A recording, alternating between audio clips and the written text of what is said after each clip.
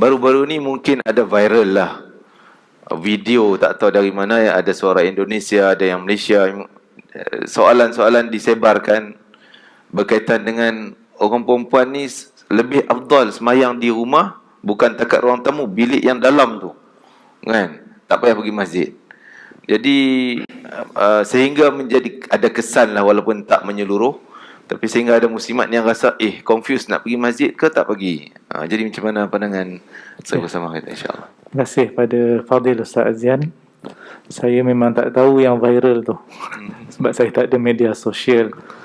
Tapi memang ada yang bertanya dan merujuk, maka kita ingin sebut apa yang dinyatakan itu memang ada dalam satu hadis dalam Sunan Abi Daud, begitu juga dalam Sunan At-Tirmidzi, sebagaimana yang diriwayatkan daripada Ibn Mas'ud radhiyallahu anhu, bahawa Nabi SAW bersabda, "Salatul mar'ati fi baitiha afdalu min salatiha fi hujratiha, wa salatuha fi makhda'iha afdalu min salatiha fi baitiha." Dalam hadis Nabi ini menyebut, kalau kita tak baca syarah, kita akan tersilap. Kerana ada perkataan-perkataan yang memang biasa kita sebut, tetapi bila kita terjemahkan, bukan itu yang dimaksudkan dalam hadis. Contoh, kalau kita terjemahkan biasa, macam kita macam faham perkataan tu, sesungguhnya solatnya seorang perempuan di rumahnya lebih baik daripada solatnya, lebih afdal daripada solatnya di dalam biliknya. Rumah lebih afdal daripada bilik. Dan solatnya di dalam bilik yang lebih kecil itu lebih afdal daripada solatnya di dalam rumahnya. Ini terjemahan biasa. Tetapi bila kita baca syarah, sebagaimana para ulama syarahkan, boleh rujuk syarah untuk Sunan Abi Daud, begitu juga boleh rujuk syarah daripada Sunan At-Tirmidzi, seumpama Aridatul Ahwazi yang dikarang oleh Imam Ibn Al-Arabi Al-Ma'afiri Al-Andalusi yang meninggal pada tahun 543 Hijrah, menyebut terjemahan berdasarkan kepada syarahnya, solatnya seorang perempuan di dalam bilik di dalam rumahnya itu lebih afdal daripada solat di ruang yang luas di dalam rumahnya. Jadi bait kat situ adalah bilik di dalam rumah. Adapun hujratiha di situ maksudnya adalah solah. Contohnya adalah tempat tetamu ataupun satu ruang yang luas. Kemudian bahagian yang kedua, Nabi SAW menyebut bahawa solatnya di dalam bilik yang lebih kecil, di dalam biliknya itu lebih afdal daripada solat di dalam biliknya. Itu yang menepati syarah. Jadi hadis ini memang disebut oleh Nabi SAW, dan mungkin secara gambarannya, literalnya, apa yang viral tadi ada benarnya lah berdasarkan hadis ini. Tetapi untuk kita membahaskan hukum, kerana yang disebut oleh Nabi itu dari sudut afdal, mana yang lebih baik. Tetapi adakah bermakna orang perempuan dilarang pergi ke masjid? Itu satu persoalan yang lain. Isteri Sayyidina Umar Al-Khattab radhiyallahu anhu telah pergi solat isyak di masjid dan juga solat subuh di masjid. Hadis ini diriwayatkan di dalam Sahih Al-Bukhari, disebutkan oleh Ibn Umar radhiyallahu anhu. Lalu disebutkan kepadanya, qila laha, maknanya ada orang tanya kepada isteri Sayyidina Umar Ibn Al-Khattab radhiyallahu an, adakah kamu tidak tahu, ataupun lima takhrujina wa qad ta'lamina anna Umara karaha dhalika wa yaghar, kenapa kamu tetap keluar? Anti takhrujina wa qad ta'lamina, dan engkau telah mengetahui bahawa Sayyidina Umar tidak suka perkara ini, dan dia yaghar, ghirah, iaitu cemburu. Lalu isteri Sayyidina Umar pun tanya balik kepada lelaki yang bertanya tadi, orang yang bertanya kepadanya, ma yamna'uhu ayyanhani, apakah yang telah menegahnya daripada melarang aku? Kalau Sayyidina Umar tak bagi, laranglah. Jadi apa? Ada benda lain ke yang menegah Sayyidina Umar daripada melarang aku? Lalu dijawab oleh dalam riwayat tak sebut nama pun, orang yang bertanya tadi, dia pun kata yamna'uhu qaulu Rasulillah sallallahu alaihi wasallam la tamna'u ima Allah masajid Allah.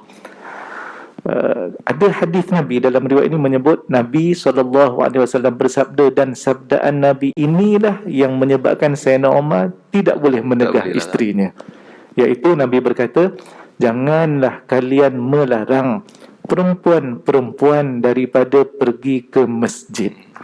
Jadi tuan-tuan dan puan-puan sekalian, khususnya kakak-kakak dan juga ibu-ibu, kita mungkin kalau nak minta apa-apa pada suami, boleh saja suami tak bagi. Nak pergi ke Tesco, sekarang dah jadi Lotus, kalau suami tak bagi memang tak boleh pergi dah. Nak pergi kompleks PKNS, suami kata tak payah, memang tak boleh pergi. Nak pergi bazar Ramadan, suami tak bagi, memang tak boleh pergi, dan suami ada hak. Tetapi kalau seorang isteri minta izin daripada suami, bang, saya nak pergi masjid, Nabi kata jangan larang. Maknanya kalau ada suami yang melarang isteri pergi ke masjid, dia berdosa. Jadi mintalah izin pergi ke masjid. Kalau dia diam, dia faham hadis lah. Dia faham hadis. Cuma balik singgah kat Lotus, itu bukan tanggungan saya. Itu dah, maknanya itu kena minta izin lah. Yang dibenarkan oleh syarak adalah pergi ke masjid, minta izin pergi masjid, dan tidak boleh dilarang. Ditambah dengan hadis yang lain muttafaqun alaih, Nabi SAW bersabda, idza sta'zanat ahadakum imra'atukum, apabila seorang perempuan ataupun isteri kamu minta izin daripada salah seorang daripada kamu untuk pergi ke masjid, la tamna'u, jangan kamu tidak memberi izin kepadanya. Kemudian kalau kita baca pula riwayat yang lain, ada di dalam juga Sunan Abi Daud, Nabi SAW bersabda, la tamna'u ima Allah masajid Allah wa buyutuhunna khairul lahunna. Jangan kamu larang isteri-isteri kamu ataupun orang perempuan pergi ke masjid, dan rumah mereka lebih afdal, bilik mereka lebih afdal untuk mereka. Jadi kita timbang antara dua tadi, memang dari sudut afdal di rumah. Tetapi kalau nak pergi, suami tidak boleh larang. Ini menunjukkan keharusan, dan di masjid ada fadilat lain yang boleh kita dapat. Kita boleh dapat i'tikaf, kita boleh dapat fadilat solat berjamaah, kemudian kita boleh dapat fadilat khususnya dalam bulan Ramadan. Ada hadis yang memberikan targhib kepada kita supaya kita tunggu sehingga imam habis. Iaitulah Nabi bersabda, man qama ma'al imami hatta yansarifa kutiba lahu qiyamu lailatin. Siapa yang qiyam di sini merujuk kepada man qama Ramadan. Ibn Hajar Al-Asqalani dan juga Al-Imam An-Nawawi menyebut maksudnya adalah solat tarawih.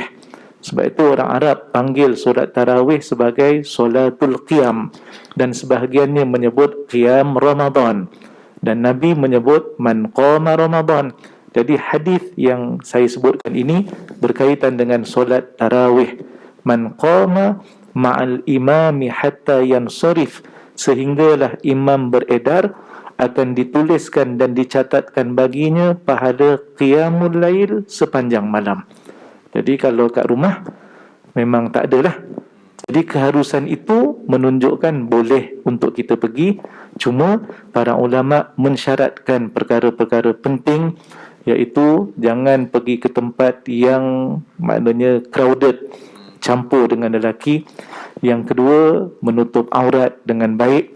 Dan yang ketiga disebut dalam hadis, iaitu tidak memakai wangi-wangian. Man massat tayyiba, siapa yang mengenakan minyak wangi dalam kalangan orang perempuan, Nabi kata fala tahdur ma'ana solah, jangan dia hadir bersama dengan kami untuk solat.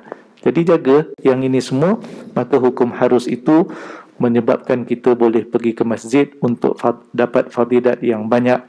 Kerana di rumah tidak ada iktikaf, di rumah tidak ada solat sunat tahiyatul masjid, dan di rumah tidak ada yang boleh kita dapatkan sebagaimana fadilat qiyamul lail sepanjang malam. Wallahu a'lam.